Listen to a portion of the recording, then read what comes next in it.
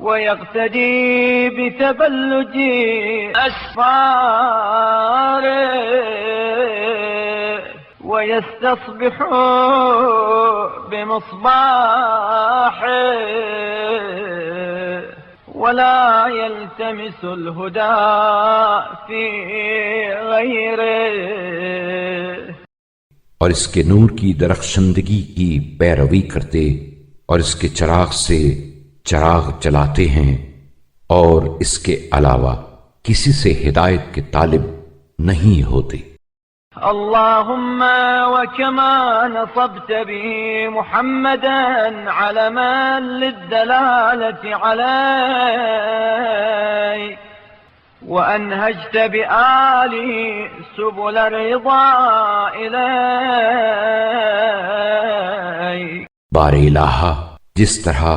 تو نے اس قرآن کے ذریعے محمد صلی اللہ علیہ وآلہ وسلم کو اپنی رہنمائی کا نشان بنایا ہے اور ان کی آل کے ذریعے اپنی رضا و خوشنودی کی راہیں آشکارا کی ہیں۔ وصل على محمد وآله واجعل القرآن وسيلة لنا إلى أشرف منازل الكرامة، یوں ہی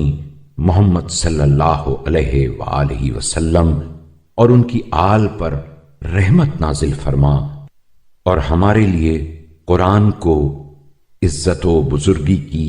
بلند پایا منزلوں تک پہنچنے کا وسیلہ،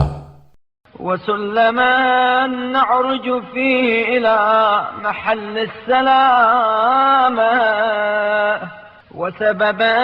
نجزى به النجاة في عرصة القيامة، اور سلامتی کے مقام تک بلند ہونے کا زینہ اور میدان حشر میں نجات کو جزا میں پانے کا سبب، وذريعة نقدم بها على نعيم دار المقامة، اور محل قیام جنت کی نعمتوں تک پہنچنے کا ذریعہ قرار دے۔ اللهم صل على محمد وآله واحطط بالقرآن عنا ثقل الأوزار، اے اللہ محمد صلی اللہ علیہ وآلہ وسلم اور ان کی آل پر رحمت نازل فرما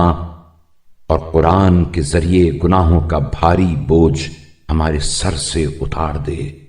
وهب لنا حسن شمائل الأبرار واقف بنا آثار الذين قاموا لك به آناء الليل وأطراف النهار، اور نیکوکاروں کے اچھے خصائل و عادات ہمیں مرحمت فرما اور ان لوگوں کے نقش قدم پر چلا جو تیرے لیے رات کے لمحوں اور صبح و شام کی ساعتوں میں اسے اپنا دستور العمل بناتے ہیں،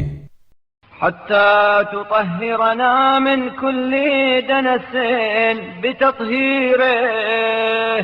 وتقفو بنا